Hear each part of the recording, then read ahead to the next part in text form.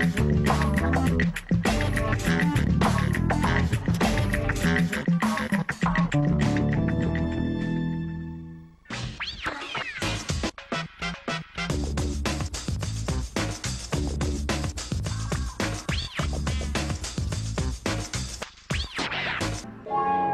ne réforme pas un régime de retraite si on ne change pas, à un moment donné, l'âge de la retraite. On a couvert et couvert à la télévision le fait que la retraite à 60 ans, c'était mort. On ne peut pas fuir ce débat. Ce n'est pas mort.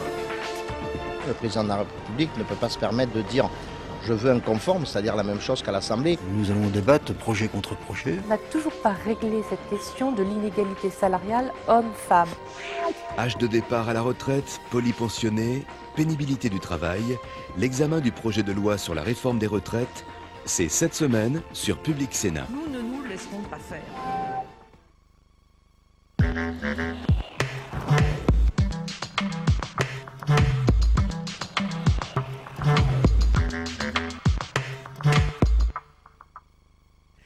Bonjour à tous. La mobilisation syndicale se poursuit et les débats au Sénat aussi. Les sénateurs ont annoncé que le vote sur cette réforme des retraites n'aurait finalement pas lieu mercredi, comme prévu initialement, mais au mieux jeudi après-midi. Et si ce n'est pas possible, le Sénat a prévu de siéger ce week-end. Cette nuit, les sénateurs ont suspendu les débats à l'article 31 du projet de loi, qui en compte 33. Mais il reste encore des articles additionnels à examiner, soit près de 400 amendements sur les 1200 déposés initialement.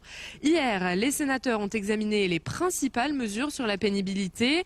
Les salariés ayant une incapacité physique pourront continuer à partir à la retraite à 60 ans. Des mesures vivement contestées par l'opposition. Votre texte et l'achat de la dégradation des corps. C'est ce qu'a lancé dans l'hémicycle hier la sénatrice socialiste Raymonde Le Texier. Je vous propose donc de suivre cette séance. Et puis à 11h45, vous pourrez suivre en direct de Deauville la conférence de presse commune de Nicolas Sarkozy, Angela Merkel et Dimitri Medvedev. Et on se retrouve ici en salle des conférences en direct à 12h45 avec Pierre-Henri Gergonne pour faire un point sur cette réforme des retraites. Très bonne séance. Nous reprenons, la séance est ouverte. Allez, nous reprenons la discussion du projet de loi adopté par l'Assemblée nationale après engagement de la procédure accélérée portant réforme des retraites. Dans la discussion des articles, nous sommes parvenus à l'amendement numéro 365 rectifié au sein de l'article 27 ter A, C. Oui. Laissez-moi le temps d'arriver, mais vous ne perdez rien pour attendre. Oh là là. Bien, alors, nous en arrivons ensemble à discussion commune. En discussion commune de l'amendement 365 rectifié de notre collègue Madame Escoffier. Merci, Monsieur le Président. Messieurs les ministres. Monsieur le ministre, je vous ai écouté tout à l'heure avec la plus grande attention. J'ai été sensible à vos arguments. J'ai cru bien entendre la différence entre incapacité, pénibilité, invalidité. Je regrette néanmoins, Monsieur le Ministre, que dans le texte proposé, ces informations et les indications, les observations que vous avez formulées n'aient pas paru suffisamment précises, claires, pour que nous n'ayons pas envie de ne pas présenter cet amendement. Donc avec mon groupe, nous proposons effectivement une suppression de cet article, un article qui prive un nombre important de travailleurs handicapés, ceux dont le taux d'incapacité permanente, vous l'avez relevé tout à l'heure, n'est pas égal ou supérieur à 10%, non pas 20 mais 10%, vous l'avez rectifié. Cet article non seulement prive donc ces travailleurs handicapés du bénéfice d'une retraite anticipée, alors même que les lésions dont ils souffrent ont pour origine leur activité professionnelle. L'inconvénient aussi de ce dispositif tient au fait qu'on ne prend pas en compte les lésions différées, on a eu l'occasion de le dire aussi au cours du débat, notamment les cancers. Alors je ne veux pas revenir sur justement ce flou que l'on retrouve au niveau des mots, mais je voudrais vous poser une question aussi, Monsieur le Ministre. Il s'agit de la grille d'incapacité dont on ne parle pas. On renvoie à un décret et ma question rebondit en quelque sorte sur l'observation de Monsieur Revet tout à l'heure. Cette grille, de quelle grille s'agit-il? Il y en a plusieurs aujourd'hui qui existent. Il y a la grille des anciens combattants, mais aussi il y a la grille de la Cotorep, mais il y a encore la grille des assurances. Quelle est la grille que l'on va utilisée et qui servira de référence? C'est un point qui n'est pas négligeable et qui nous permettrait effectivement de débattre un petit peu davantage sur cet article. Merci. Monsieur Godefroy ou Madame de Montes? Oui, Monsieur le Président, Monsieur le Ministre, beaucoup de choses ont été dites dans la parole sur article. Je vais rappeler brièvement les raisons pour lesquelles nous présentons cet amendement de suppression. Cet article ne répond donc pas au préjudice en termes d'espérance de vie dont sont victimes les salariés ayant été exposés à la pénibilité. Au lieu de mettre en place un dispositif général reconnaissant le droit pour ces salariés de faire valoir leur droit à la retraite de manière anticipée afin de bénéficier plus longtemps de cette période et en bonne santé, le gouvernement fait le choix d'un dispositif fondé sur la reconnaissance d'un taux d'invalidité. À l'inverse, ce dispositif à visée restrictive présente de nombreuses carences au regard des objectifs affichés. Principalement, il ne tient pas compte de la survenue de maladies graves à effet différé dont le nombre ne cesse de croître. Il ne prend pas non plus en compte une majorité de victimes de pathologies liées au travail pour lesquelles il n'existe pas de tableau de maladies professionnelles. Enfin, il devrait être possible, dans des conditions à définir par décret, d'établir un lien de causalité entre l'exposition à la pénibilité et aux risques professionnels et le droit à une retraite anticipée. Ceci devrait conduire à reconnaître à ces personnes un droit à partir à la retraite à 60 ans, ce qui n'est que l'application du droit existant. Cet article n'apporte donc aucun progrès à la situation des travailleurs exposés à la pénibilité et aux risques professionnels. Pour le groupe... Madame Labarre. Oui, Monsieur le Président. Par cet amendement, nous proposons la suppression de cet article 27 ter AC. Cet article est une disposition phare de votre projet de loi, mais aussi une de celles qui suscite le plus de réactions négatives. Elle fait l'unanimité contre elle, à l'exception bien entendu du MEDEF et de ses épigones. Cet article est pourtant le premier du chapitre 2 intitulé « Compensation de la pénibilité ». Et paradoxalement, il ne traite pas du tout de la pénibilité. C'est particulièrement grave et inacceptable. Comme nous l'avons développé dans nos interventions sur cet article, vous prévoyez, et je cite l'article, que l'âge du départ à la retraite sera abaissé pour les assurés qui justifient d'une incapacité permanente au sens de l'article L. 432-2 du Code de la sécurité sociale, au moins égal à un taux déterminé par décret. Depuis, nous avons appris que ce serait de 20%. Donc, explicitement, dans l'article, vous parlez d'incapacité permanente partielle et non de pénibilité. C'est donc un mensonge de plus que dire que vous créez un nouveau droit à partir de la reconnaissance de la pénibilité. Avec cet article, vous prévoyez simplement que des personnes déjà accidentées ou victimes de maladies professionnelles ou mutilées du travail pourront partir un peu plus tôt à la retraite. Ce n'est donc pas une reconnaissance de la pénibilité et un quelconque effet donné à cette pénibilité, mais un droit à partir à la retraite moins tard pour cause de mutilation ou de maladie déjà acquise. Ensuite, dans les alinéas 4 et suivants de votre article, vous avez voulu diminuer le taux d'incapacité nécessaire pour déclencher votre droit de 20 à 10%. Vous vouliez diminuer le côté scandaleux du système proposé car il avait provoqué un tollé. Mais en faisant cela, vous avez créé un risque tout aussi grave en remettant en question la présomption d'imputabilité des accidents du travail et des maladies professionnelles. Si dans votre système, le salarié qui souhaite partir plus tôt en retraite doit prouver à nouveau que son atteinte provient bien du travail, alors vous remettez aussi en cause la présomption d'imputabilité des accidents du travail et des maladies professionnelles. C'est une grave régression qui traduit bien vos véritables intentions en la matière. Concrètement, avec cet article et malgré vos affirmations répétées sur la création d'un droit nouveau grâce à la prise en compte de la pénibilité, vous faites d'une pierre deux coups. La pénibilité est escamotée et la présomption d'imputabilité évoquée plus haut est supprimée. C'est la raison pour laquelle nous vous demandons de voter pour notre amendement de suppression de cet article. Monsieur le rapporteur, quel est l'avis de la Commission sur ces trois amendements, s'il vous plaît? Oui, Monsieur le Président, chers collègues, avant d'émettre un avis, je voudrais rappeler ce qu'on a dit dans la discussion générale, peut-être de façon plus synthétique et claire. Cet article crée pour la première fois en France ce dispositif de prise en compte de la pénibilité, je dis bien à effet immédiat, c'est-à-dire de la pénibilité dont les effets sur l'état de santé du travailleur sont observables au moment où celui-ci décide de liquider sa retraite. La mesure créée est à double étage. Le premier permet aux assurés qui justifient d'une incapacité permanente d'au moins 20% au titre d'une maladie professionnelle ou d'un accident du travail de partir à la retraite à 60 ans et de liquider leur pension au taux plein. Le second étage ouvre la possibilité aux assurés qui justifient d'une incapacité permanente d'au moins 10% au titre d'une maladie professionnelle ou d'un accident du travail de bénéficier de ces mêmes droits à condition que leur dossier soit validé par une commission pluridisciplinaire territoriale. Notre commission, qui salue cette avancée importante, a émis un avis défavorable sur les amendements suppression totale ou partielle de cet article.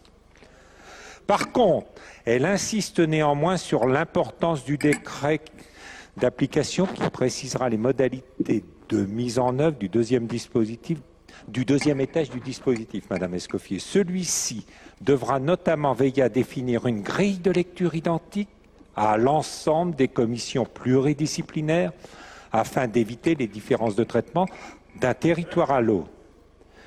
Par ailleurs, nous sommes bien conscients que ce dispositif ne peut constituer la seule réponse au problème de pénibilité du travail.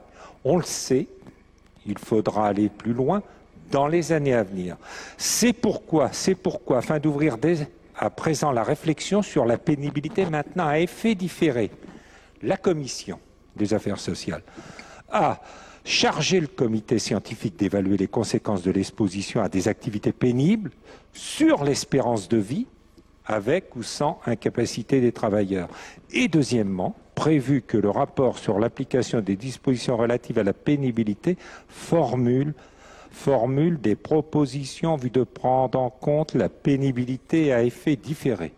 Je pense qu'il est important de le rappeler avant de commencer l'examen des articles. Donc, Monsieur le Président, les articles de suppression 27 ter, donc AC que nous étudions, le premier amendement 365, avis défavorable, contraire à l'esprit du texte. Le 434, idem, défavorable.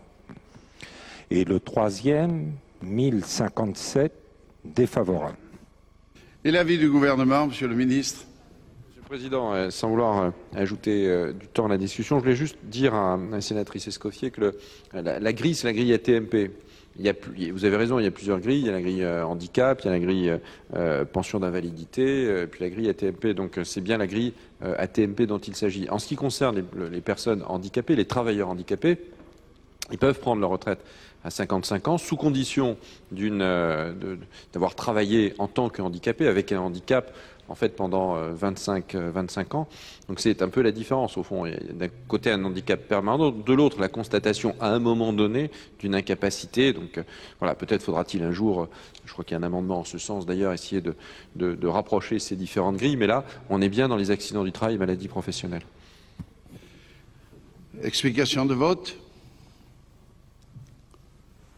Il n'y en a pas. Dans ce cas-là, je suis saisi d'un scrutin public et sur les trois amendements. Il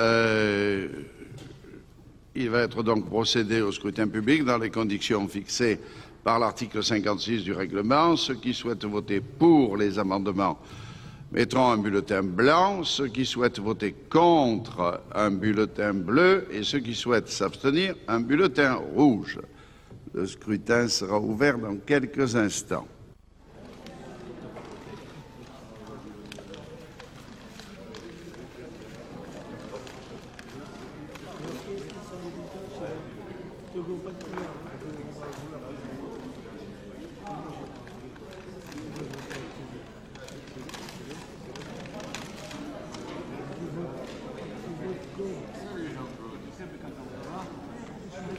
Allez, le scrutin est ouvert.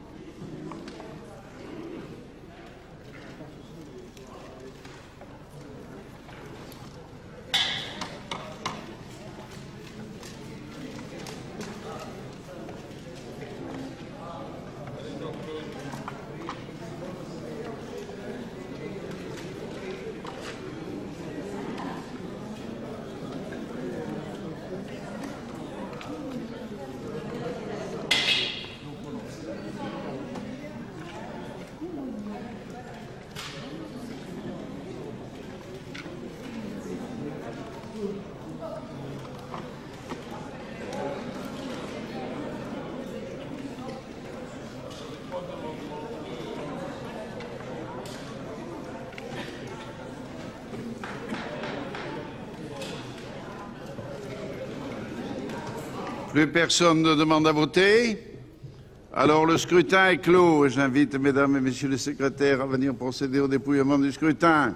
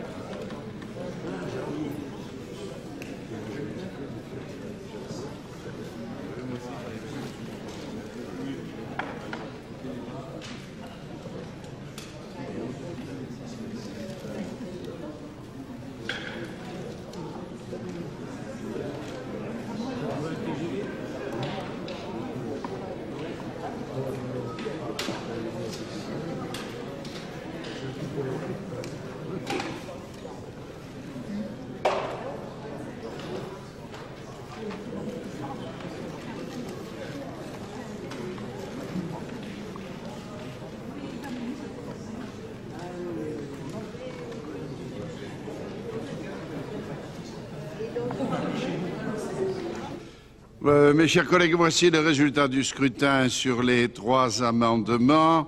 Nombre de votants 338, nombre de suffrages exprimés 335, majorité absolue des suffrages exprimés 168, pour l'adoption 152, contre 183. Le Sénat n'a pas adopté. Allez, nous poursuivons par un amendement 1058 de Madame David ou de Monsieur le Président Fischer. Madame Terrade. Merci Monsieur le Président, Messieurs le Ministre, mes chers collègues. Par cet amendement, nous vous proposons de supprimer l'alinéa 1 de l'article 27 ter AC. Cet alinéa entend modifier la section 1 du chapitre 1er du titre 5 du livre 3 du Code de la Sécurité sociale.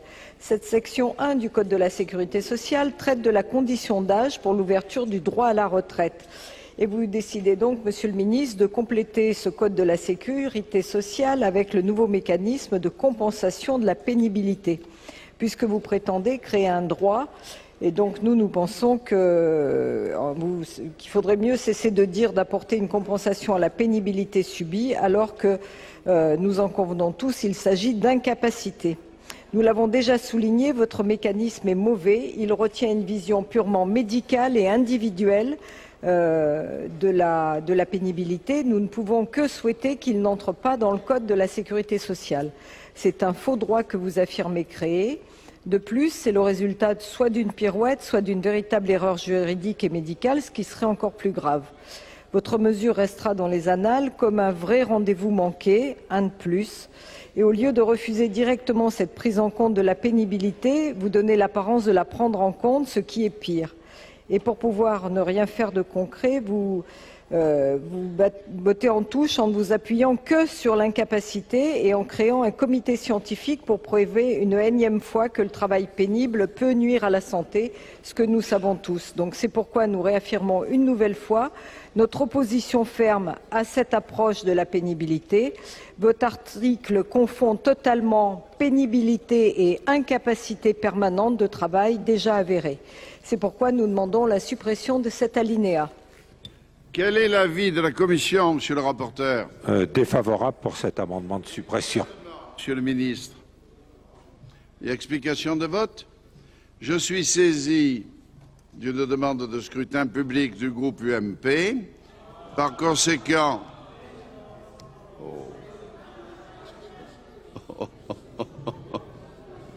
bien. Alors, il va être procédé au scrutin public dans les conditions fixées par l'article 56 du règlement.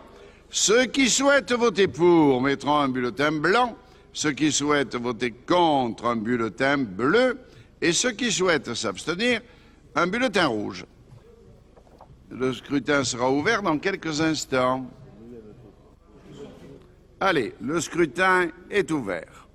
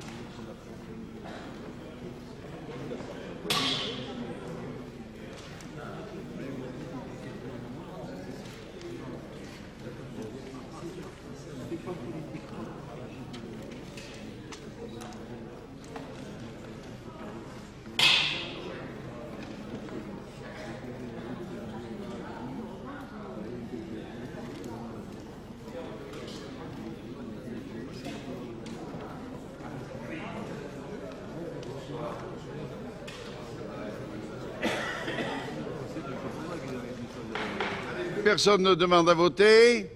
Le scrutin est clos. J'invite Madame et Messieurs les secrétaires à procéder au dépouillement du scrutin.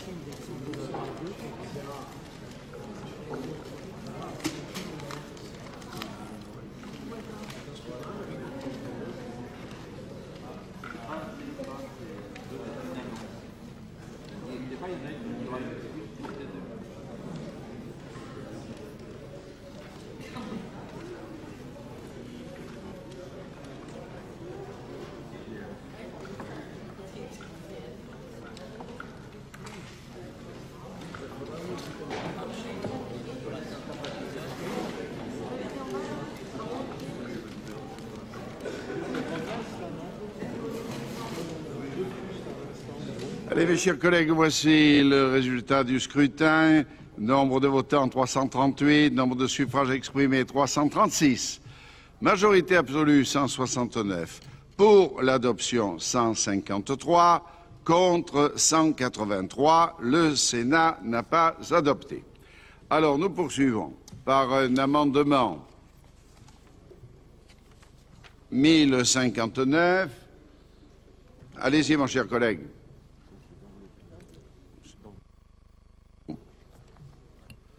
Oui, merci Monsieur le Président, Messieurs les ministres, chers collègues. Avec cet amendement, nous vous proposons de supprimer l'alinéa 2 de l'article 27 ter AC. Cet alinéa prévoit qu'un assuré pourra peut-être partir plus tôt à la retraite s'il est atteint déjà au moment où il souhaite partir à la retraite d'une incapacité permanente partielle de 20%. Comme nous l'avons déjà expliqué, les auteurs de cet amendement rejettent l'approche individuelle et médicale du gouvernement en matière de pénibilité. Cet article confond totalement pénibilité et incapacité permanente de travail déjà avérée. Le taux déterminé par décret d'incapacité permanente ne prend pas du tout en compte la pénibilité et ses effets différés. De plus, prévoir que le salarié devra être atteint de 20% d'incapacité permanente partielle, cela est énorme et cela laisse de côté des milliers de salariés qui subissent des pénibilités dans leur travail. 20% d'IPP, c'est par exemple un bras en moins ou un œil en moins. C'est donc une personne déjà mutilée. Et c'est à elle, à cette personne déjà gravement marquée dans sa chair, que le gouvernement consent de pouvoir partir plus tôt. Quel cynisme! Cette personne pourra continuer de partir à 60 ans car elle n'est plus assez productive, elle est cassée et vous lui faites ce soi-disant cadeau de pouvoir partir à 60 ans à la retraite. Nous sommes contre cette logique indécente. Nous vous demandons de voter pour notre amendement de suppression. Quel est l'avis du gouvernement, monsieur le rapporteur? C'est trop. Quel est l'avis de la commission, monsieur le rapporteur? Je vais trop vite, je vais trop vite. Souvent les choses. S'il vous plaît, donc un avis défavorable de la commission, je dis bien. Pourtant, je commence à peine, là. Et le gouvernement, monsieur le ministre, pardonnez-moi. Le même avis, très bien. Explication de vote. Eh bien, s'il n'y en a pas, je suis saisi de scrutin, d'une demande du scrutin public sur l'amendement 1059. Il va donc être procédé au scrutin public dans les conditions fixées par l'article 56 du règlement. Ceux qui souhaitent voter pour mettront un bulletin blanc. Ceux qui souhaitent voter contre, un bulletin bleu. Et ceux qui souhaitent s'abstenir, un bulletin rouge. Le scrutin sera ouvert dans quelques instants.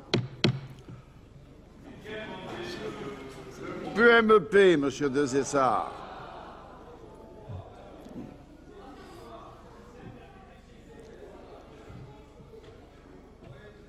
Il nous faut le temps d'arrivée de la province. Allez, le scrutin est ouvert.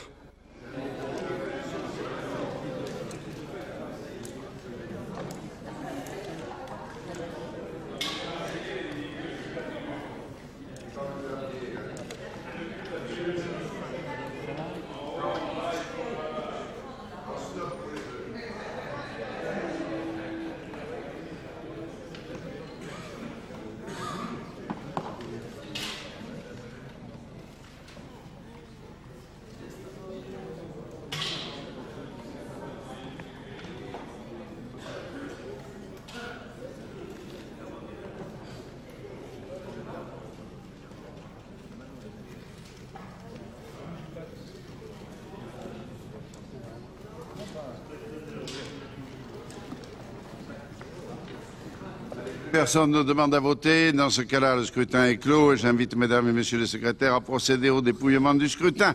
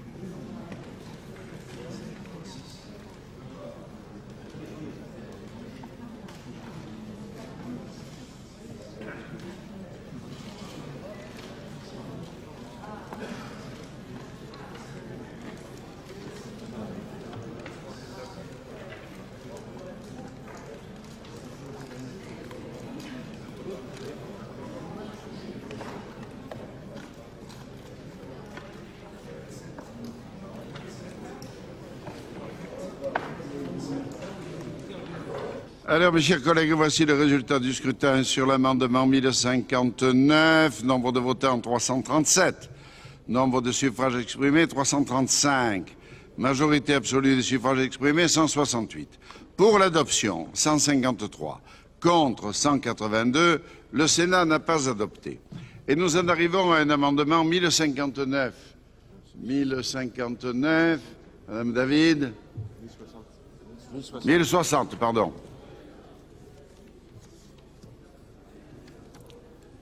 Oui, merci, Monsieur le Président. Par cet amendement, je voudrais rappeler que des formes nouvelles de pénibilité apparaissent, dues à la pression psychique sur les salariés, au harcèlement moral, et dont les effets ne sont perceptibles qu'après coup, parfois longtemps après, comme pour l'amiante.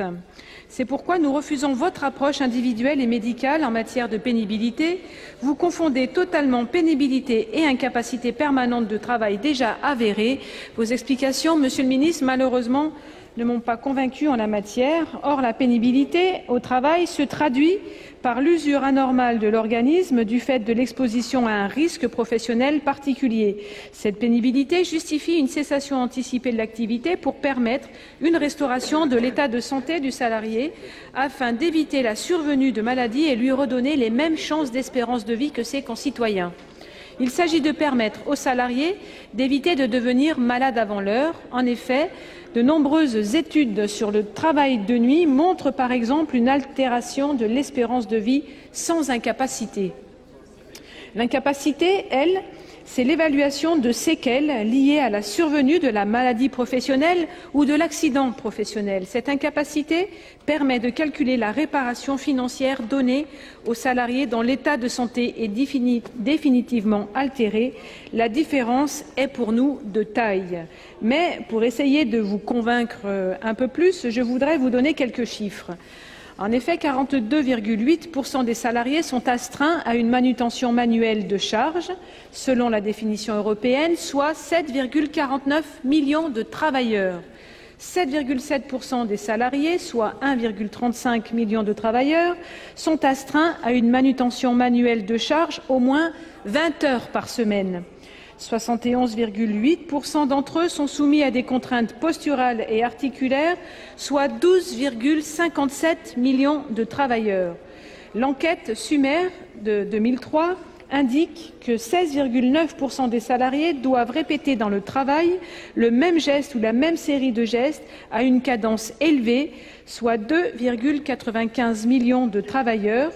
Quant à 6,6% des salariés, soit 1,15 million de travailleurs, ils sont astreints à ces gestes répétitifs au moins 20 heures par semaine. 20% des travailleurs sont astreints à un rythme atypique de travail. Plus de 3 millions, soit 14,1% de salariés français travaillent la nuit. 31,9% d'entre eux sont exposés à des nuisances sonores, soit 5,58 millions de travailleurs. 12% des travailleurs travaillent en contact avec des machines et des outils vibrants. 20,7% des salariés sont exposés à des nuisances thermiques, soit 3,61 millions de travailleurs. Vous voyez, Monsieur le Ministre, des enquêtes, il y en a déjà beaucoup. Et par respect pour toutes ces personnes, pour que cette réforme ne soit pas une vaste escroquerie, nous vous demandons de voter notre amendement. Alors, quel est l'avis de la Commission, Monsieur le rapporteur? Avis défavorable pour cette suppression. Et du gouvernement, Monsieur le ministre? Explique, c'est ce que je fais, Monsieur Raoul, ne vous inquiétez pas, nous avons tout le temps. Explication de vote. Il n'y en a pas. Je suis saisi d'une demande de scrutin public du groupe UMP. Alors. Non, il n'y va pas. Non? Non. Très bien. Dans ce cas-là, s'il n'y a plus d'explication de vote, je mets aux voix que ceux qui sont d'avis d'adopter l'amendement veuillent bien le manifester en levant la main.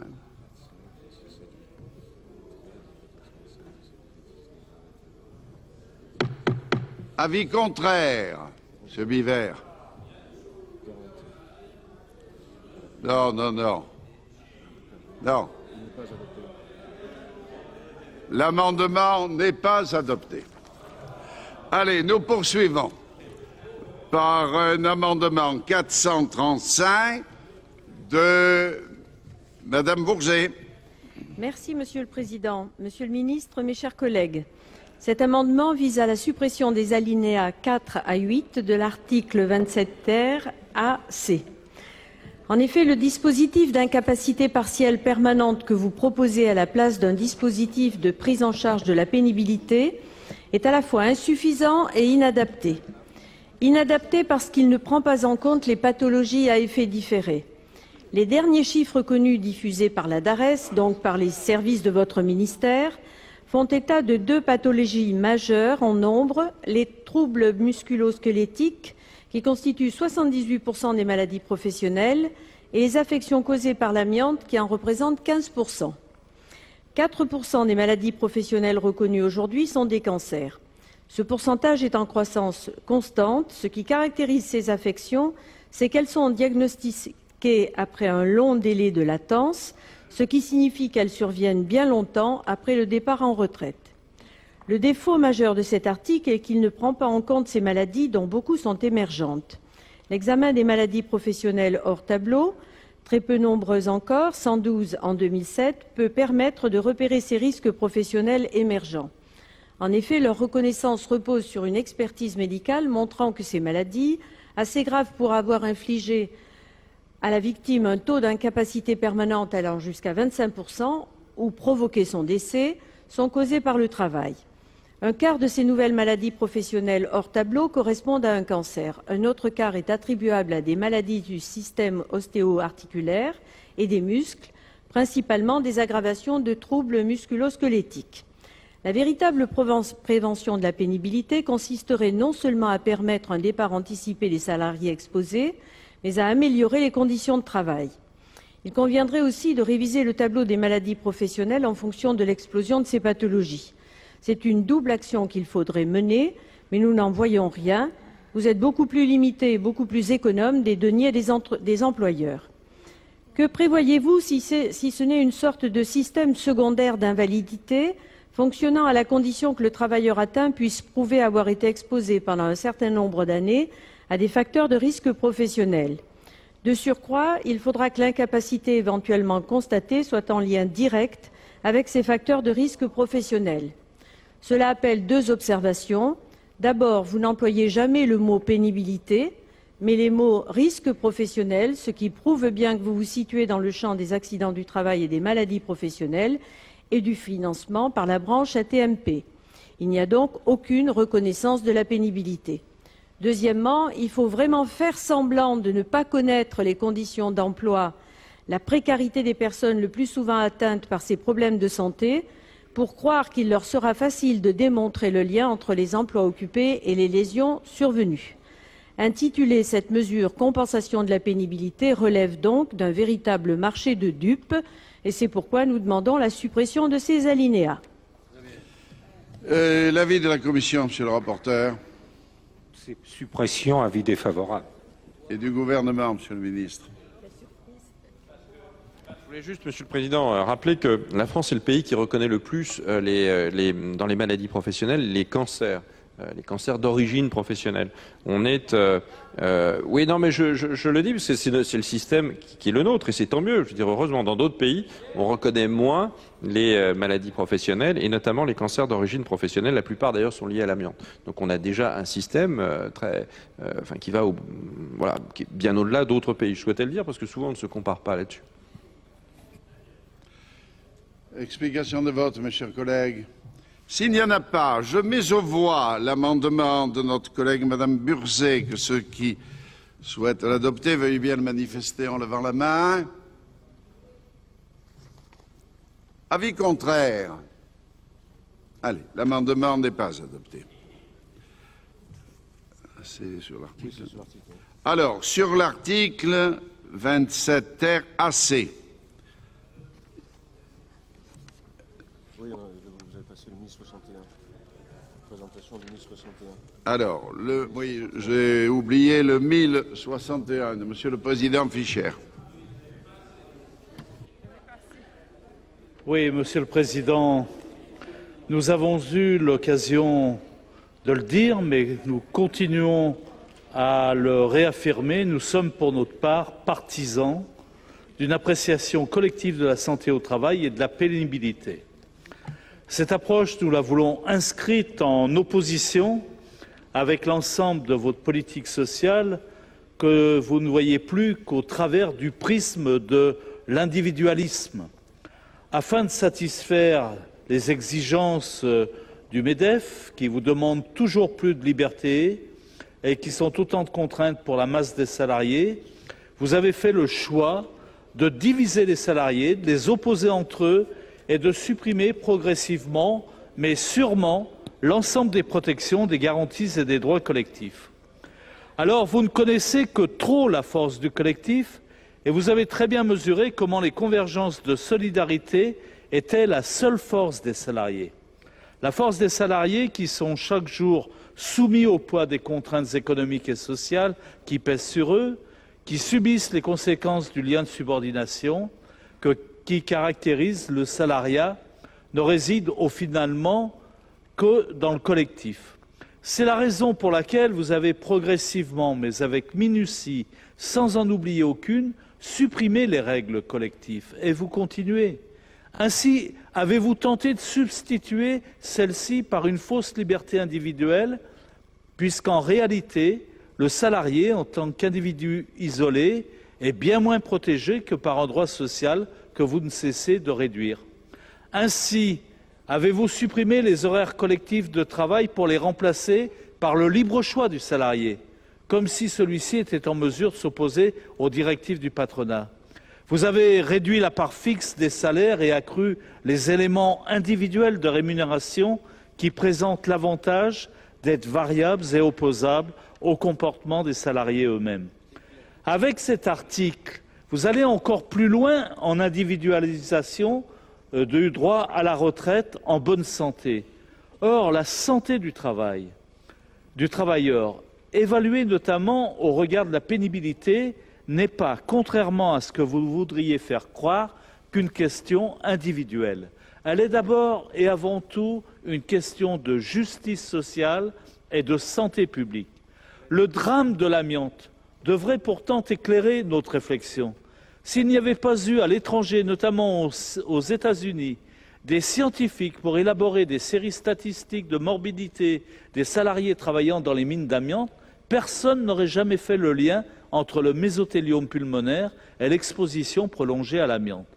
Pendant que nous débattions dans cette Assemblée, certains de vos amis ont clairement dit qu'ils ne voulaient pas que ces dispositions soient l'occasion d'instaurer de nouveaux régimes spéciaux. Je l'ai entendu de mes propres oreilles.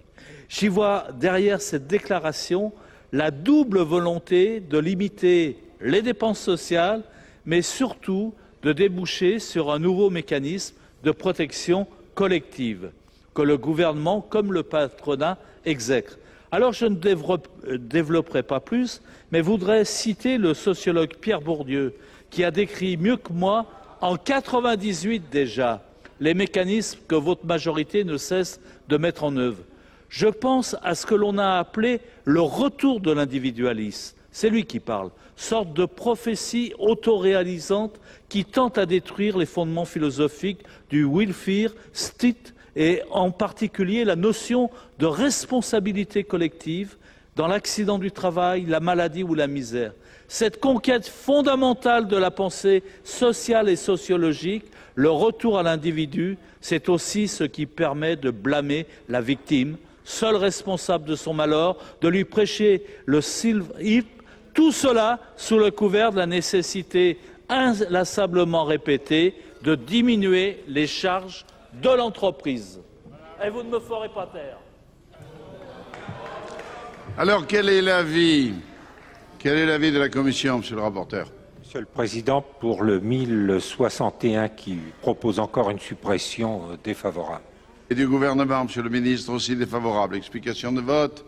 Dans ce cas-là, je mets aux voix l'amendement 1061 du président Fischer, que ceux qui veulent l'adopter veuillent bien le manifester en levant la main. Avis contraire. Allez, l'amendement n'est pas adopté.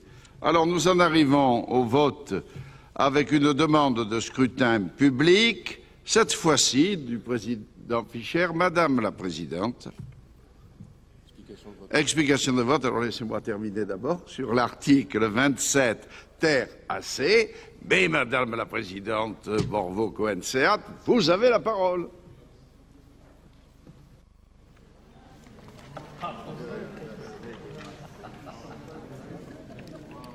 Oui, vous l'avez bien compris, nous voterons contre cet article, mais je crois qu'il faut que les choses soient très claires. Et dans le débat, si d'aucuns ne l'avaient pas bien entendu, nous avons tous les éléments de votre conception de justement de ce qui n'est pas la pénibilité. En effet, on a eu Monsieur Revet, ici présent, qui nous a dit il y a effectivement des métiers pénibles. Mais aussitôt pour ajouter, donc, dont acte, il y a des métiers pénibles, nous a-t-il dit. C'est bien ce que nous disons. C'est-à-dire, c'est collectivement, il y a des métiers qui sont pénibles pour tous ceux qui les exercent. Bien. Mais évidemment, alors tout de suite, il rentre dans le rang en quelque sorte, puisqu'il voulait donner un petit signe à certains salariés qu'il connaît, et il dit, mais ça ne signifie pas que tous les salariés qui les exercent doivent, au fond, en sont pénalisés en quelque sorte, ou en sont malades. Je ne sais pas la formule qu'il a employée. Véritable contradiction, mais ça, la contradiction, je ne vais pas entrer dans vos propres contradictions. Néanmoins, disant qu'en plus, on ne peut pas évaluer la pénibilité sur chaque salarié. Ben, écoutez, justement, on peut l'évaluer collectivement. Pourquoi? D'abord, il y a l'espérance de vie. Comme chacun sait, il se trouve qu'il y a une certaine corrélation entre les métiers collectivement pénibles et l'espérance de vie de ceux qui les exercent. Ensuite, il y a un autre facteur qu'il faut bien prendre en compte quand même, et ça, vous n'allez pas nous contredire, que c'est que les salariés qui exercent des métiers pénibles, quand ils ont 50 ans et qu'ils ont le malheur d'être au chômage, c'est ce qui se produit assez souvent, les patrons ne les embauchent pas, voyez-vous. Donc ça veut dire quand même qu'ils considèrent qu'ils ont de grandes difficultés à exercer leur métier passé un certain âge. Donc ça, ce sont des facteurs, plus toutes les études dont on a parlé. Ensuite, évidemment, vous avez beaucoup parlé de l'avancée que constituerait une évaluation personnelle en quelque sorte, de la pénibilité. Alors, disons tout de suite qu'il ne s'agit plus de pénibilité, mais d'invalidité.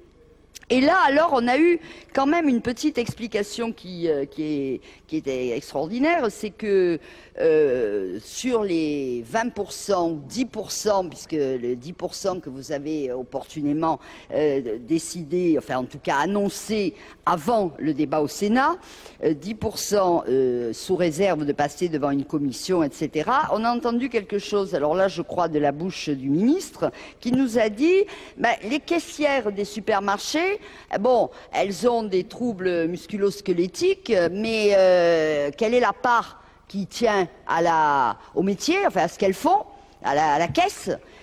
Ça peut être aussi les paquets qu'elles portent pour elles-mêmes quand elles font leurs courses, vous voyez. Alors là, je vais vous dire, comme souvent, la plupart du temps, ce sont les femmes qui font les courses, elles portent aussi les enfants, très souvent, ça veut dire que toutes les femmes ont des troubles musculo-squelettiques, alors les caissières des grandes surfaces, les pauvres, elles auront du mal à prouver qu'elles ont une invalidité de 10%. Donc là, on voit toute la subtilité de votre passage de la pénibilité à l'invalidité. C'est à peu près du même genre que ce que nous avons ici entendu il y a quelque temps, c'est que souvent, les accidents du travail sont de la faute des salariés. Vous voyez ? Voilà, parce qu'au fond, ils font pas attention, je sais pas moi, ils font exprès de se mettre en danger, ils tombent de l'échelle exprès, enfin, je sais pas. Voilà, c'est de la même veine. Alors, il faut qu'il soit clair que vous avez substitué l'invalidité à la pénibilité et que vous entendez bien, au travers de votre système, priver nombre de salariés qui exercent des métiers pénibles de la possibilité de partir à la retraite avant 62 ans et 67 ans à taux plein. Voilà la réalité.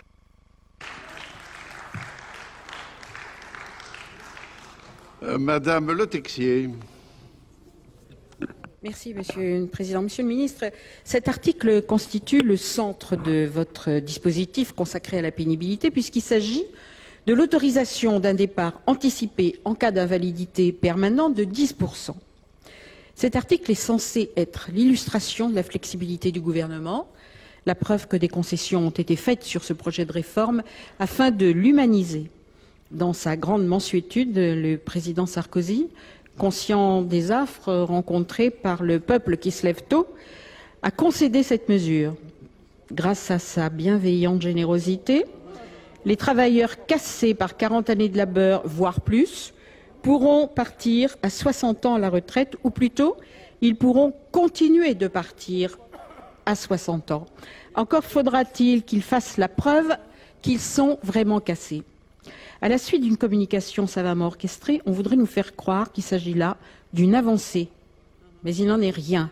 C'est seulement le maintien pour une poignée de nos concitoyens, une fraction des plus abîmés, de ce qui était jusqu'à aujourd'hui la règle pour tous.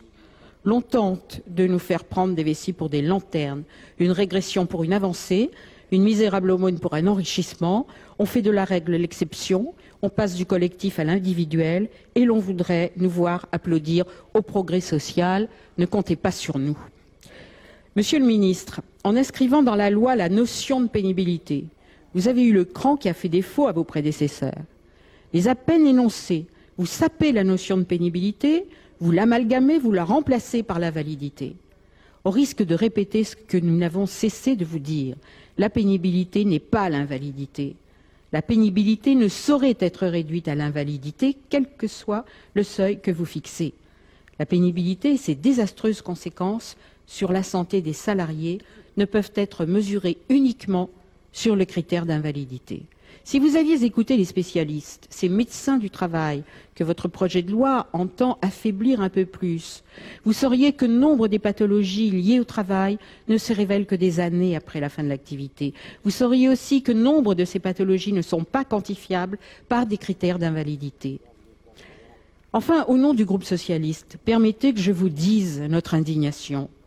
Votre texte entretient la logique de la marchandisation des corps et des vies. Ce qu'entérine, je savais que ça allait vous plaire, ce qu'entérine votre texte, c'est l'achat de la dégradation des corps. Combien pour ne plus être capable d'enfiler sa veste tout seul? Combien pour cracher ses poumons jusqu'à la fin de ses jours? Combien pour 7 ans d'espérance de vie en moins? Et pour aller au bout de l'humiliation, il faudrait que pour obtenir ce qui leur est dû, nos concitoyens aillent exposer leur corps blessé aux yeux d'une commission, qu'ils aillent se soumettre au verdict, qu'ils aillent s'abaisser à la pesée, certainement pas. Pour reprendre les mots de Noël Ladne, inspecteur du travail, médecin du travail, avec cet article en particulier, vous distribuez une prime à la casse et non à la prévention.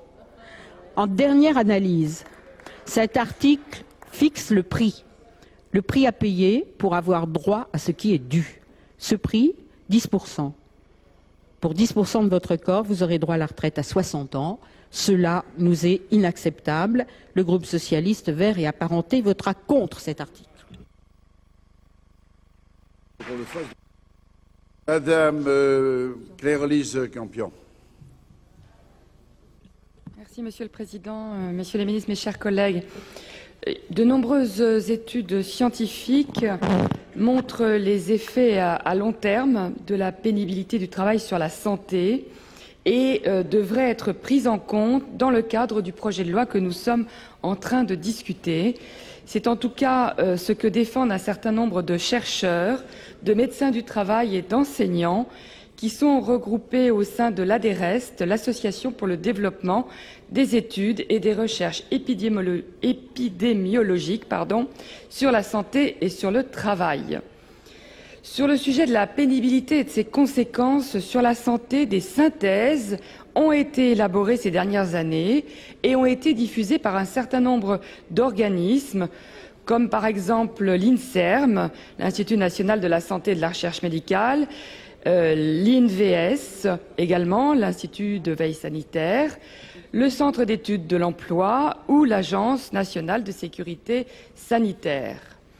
Nous savons que le rôle néfaste pour l'espérance de vie en bonne santé de l'exposition à des toxiques cancérogènes, du travail de nuit et des efforts physiques importants est parfaitement démontré sur un plan scientifique. Ces effets se manifestent après la fin de la vie professionnelle et donc leur évaluation ne peut pas relever d'un examen médical réalisé au moment de la retraite. Aussi, mes chers collègues, est-ce que vous ne croyez pas qu'il serait légitime et juste que toutes ces connaissances scientifiques qui sont largement validées soient enfin prises en compte dans les travaux législatifs que nous sommes en train de mener? Monsieur Jean-Jacques Mirassou. Merci, Monsieur le Président. Messieurs les ministres, l'étude de cet article, Messieurs les ministres, et les multiples amendements que nous avons défendus n'avaient pas su apporter des réponses crédibles par rapport au problème fondamental que nous soulevons à travers cet article, qui est emblématique au sens le plus péjoratif du terme de votre projet de loi. Vous n'avez pas cherché, parce que vous ne vouliez pas le faire, à lever l'ambiguïté qui a été dénoncée par nombre de mes collègues et qui consiste effectivement à assimiler pénibilité et une incapacité permanente liée à une pathologie professionnelle. Et donc, passé le titre de l'article, eh bien, vous entretenez une confusion, alors que cette loi aurait dû vous permettre, avec une approche de santé publique, de franchir un palier, de sortir du carcan qui existe jusqu'à maintenant, pour justement, à travers un texte de loi beaucoup plus ambitieux, appréhender les nouvelles pathologies professionnelles qui sont elles-mêmes liées à de nouvelles pratiques professionnelles. Vous ne l'avez pas voulu ainsi, et au lieu de nous présenter un texte ambitieux, eh bien, vous vous contentez de favoriser, c'est vrai, une approche individuelle par rapport aux pathologies auxquelles sont exposés les travailleurs salariés, et en même temps, une approche que je qualifierais de minimaliste, parce qu'effectivement, individuelle, qui peut s'apparenter à un parcours du combattant, où le combattant en question sera assujetti à une double peine, d'abord parce qu'il sera malade, et ensuite parce que d'une certaine manière, il faudra qu'il le prouve ou même qu'il le revendique. C'est donc à travers cet article une sorte d'acte manqué où vous n'avez pas su ou pas voulu vous donner les moyens de faire franchir un bond en avant à quelque chose qui est très préoccupant. On l'a évoqué à plusieurs reprises à travers l'émergence de multiples formes de nouvelles pathologies. Vous passez à côté, c'est dommage, et donc, en toute logique, eh bien, nous nous inscrirons dans un vote négatif par rapport à cet article. Madame Marie-Thérèse Hermange.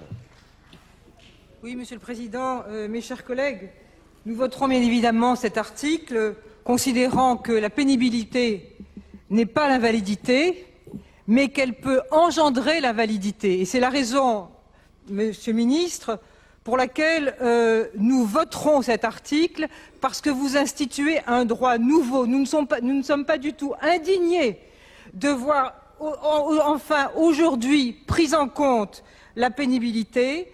Vous instituez un droit nouveau, vous l'instituez aussi au niveau individuel. Pour nous, le niveau individuel permet un meilleur accompagnement de la personne afin de prendre en compte une altération éventuelle ou d'en limiter une future. Je vous remercie. Mes chers collègues, si plus personne ne demande la parole, je suis saisi par le groupe communiste de citoyens républicains d'une demande de scrutin public. Par conséquent, Il va être procédé au scrutin public dans les conditions fixées par l'article 56 du règlement. Ceux qui souhaitent voter pour l'article mettront un bulletin blanc. Ceux qui souhaitent voter contre l'article mettront un bulletin bleu. Et ceux qui souhaitent s'abstenir, un bulletin rouge. Allez, le scrutin est ouvert.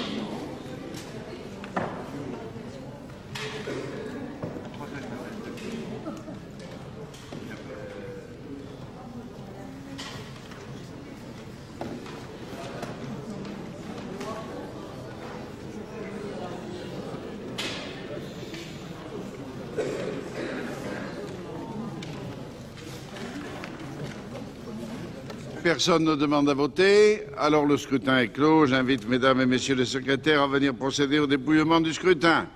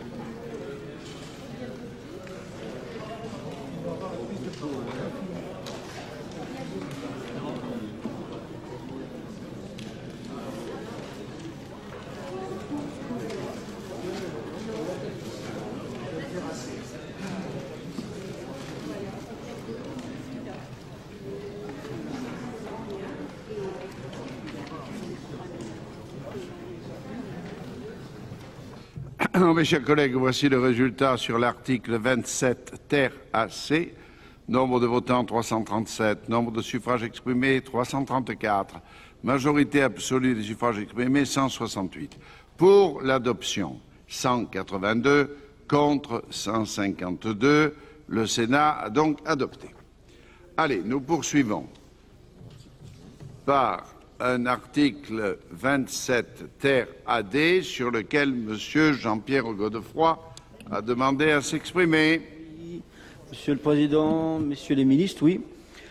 Cet article fixe les modalités de financement des mesures d'abaissement de l'âge légal d'ouverture des droits à pension et le bénéfice du taux plein pour les assurés justifiant d'une incapacité permanente d'au moins 10% au titre d'une maladie professionnelle ou d'un accident du travail. Le financement pèsera non pas sur la branche vieillesse, mais sur la branche accident du travail, maladie professionnelle. Selon l'étude d'impact, les dépenses de prestations supplémentaires pour la branche vieillesse représenteraient de l'ordre de 40 millions d'euros en 2012, 100 millions d'euros en 2015. Après 2018, année de fin de montée en charge du dispositif, ces dépenses atteindraient 200 millions d'euros par an. L'étude d'impact précise également que la retraite complémentaire Agirc-Arrco suivra moyennant une modification de l'accord de gestion. Qu'en sera-t-il, Monsieur le Ministre, des surcomplémentaires et assurances privées? La nouvelle contribution sera financée par une majoration des cotisations employeurs de 0,05% et sera prise en compte dans l'élément de calcul de la cotisation qui peuvent être modulés par secteur d'activité dans des conditions déterminées par décret. Cette disposition est la conséquence de la discussion entre les branches très génératrices d'accidents du travail, maladie professionnelle, BTP Chimie, entre autres, et les autres banques, qui a été un facteur très important de l'échec de la négociation sur la pénibilité. Lors du débat à l'Assemblée nationale, Monsieur le ministre, vous avez également indiqué que la détermination du taux de contribution de chaque comité technique national, c'est-à-dire les branches, serait calculée en fonction du nombre de personnes totales entrées dans le dispositif. Si l'on se réfère à l'article 25 du projet de loi, il pourrait donc être clairement de l'intérêt des employeurs des branches les plus pathogènes, qui rempliront les fiches d'exposition au risque, de remplir celles-ci à minima, et pourquoi pas de les oublier. Si dans les grandes entreprises, il y a un CHSCT, il n'en est pas de même pour les nombreuses PME et TPE. Nous en avons parlé longuement cet après-midi. Alors, Monsieur le ministre, comment seront alors traités les salariés des sous-traitants? Bonne question. Bien, s'il n'y a pas d'autres demandes de parole, je prends l'amendement 441 de Monsieur, Madame Blondin. Merci, Monsieur le Président. Messieurs les ministres, mes chers collègues, cet amendement vous propose la suppression de l'article 27 ter AD qui traite des modalités de financement du dispositif retenu par le gouvernement. Fondé sur l'incapacité partielle permanente, il met à la charge de la branche accident du travail, maladie professionnelle les dépenses engendrées par la mesure. Il prévoit en outre que le montant de la contribution des entreprises à la branche AT-MP pour financer ce dispositif pourra être modulé par secteur d'activité. Deux logiques se juxtaposent pour expliquer vos choix. Premièrement, le financement par la branche AT-MP est cohérent avec le choix de la reconnaissance individuelle d'une incapacité partielle permanente. Nous sommes en quelque sorte dans une branche nouvelle de la législation sur l'invalidité. Ce choix, s'il se justifie d'une certaine façon... Nous interrompons la séance sur la réforme des retraites pour suivre en direct la conférence de presse de Nicolas Sarkozy, Angela Merkel et Dimitri Medvedev. Les chefs d'État français, russes et allemands sont réunis depuis hier à Deauville pour préparer notamment le sommet du G20 de novembre prochain. On écoute tout de suite en direct cette conférence de presse. Et la France ont les mêmes positions. Nous devons aider le président Medvedev dans sa tâche de modernisation qu'il conduit avec détermination et nous voulons travailler avec la Russie main dans la main dans un climat de confiance et d'amitié sur tous les sujets qui importent à la Russie. Je pense à la question des visas où nous avons décidé d'avancer étape par étape, mais d'avancer sur les questions économiques où nous sommes très interdépendants, qu'il s'agisse du problème des matières premières, des échanges de technologies ou du commerce, sur la question de la sécurité, où les menaces que nous affrontons sont les mêmes, et sur les grands dossiers du Proche-Orient, de l'Iran, où la position du président Medvedev avait été une position courageuse et très utile. Et puis, bien sûr, dans le cadre de la préparation de la présidence française du G20, où nous avons évoqué, Mme Merkel, M. Medvedev et moi, tous les sujets qui sont sur la table durant l'année 2011. Et je crois pouvoir dire, même si nous ne rentrerons pas dans le détail, puisque 2011, c'est pas maintenant, nous sommes en 2010, mais nous avons une très grande communauté de vues et la volonté de faire avancer les choses d'un même pas. La Russie, l'Allemagne et la France. Bien sûr, je me réserve, si vous aviez des questions, d'y répondre, mais je crois pouvoir dire que cette réunion tripartite a montré une très très grande convergence de vues. Et quand il y a des problèmes, une volonté de régler les problèmes en faisant des compromis et en comprenant bien que nous sommes dans un monde nouveau, celui de l'amitié entre la Russie et l'Europe. Je vous remercie. Et je demande à Angela Merkel ou Dimitri. Dimitri? Okay. Уважаемые представители средств массовой информации, уважаемые дамы и господа, Messieurs les représentants des mass médias, nous avons terminé notre rencontre tripartite, mais je voudrais dire deux mots pour remercier mon collègue, Monsieur le Président Sarkozy, pour un excellent choix du lieu et pour les conditions excellentes pour une telle réunion. C'est très important parce que ça aide le dialogue. 5 ans, nous n'avons pas eu de rencontre pareille et je suis tout à fait d'accord avec ce que M. Sarkozy a dit. parce que ces événements sont très utiles. C'est un dialogue sincère, ouvert et calme pour discuter de différentes questions. Pendant le dîner, nous avons discuté des problèmes internationaux, des problèmes régionaux. On a parlé du Proche-Orient, de l'Iran, de l'Europe. Et c'est vrai que cette discussion montre que nous avons des positions convergentes sur plusieurs questions, ce qui nous donne la possibilité de coordonner nos positions et de trouver un résultat dont M. le Président vient de mentionner, comme c'est le travail sur l'Iran. Nous sommes convenus que nous allons nous tenir à ces approches qui étaient élaborées, donc les sanctions qui étaient approuvées, et d'autre part, nous devons faire avancer l'Iran pousser l'Iran à la coopération sur tous les sujets. Nous avons discuté de la sécurité européenne, ce qui est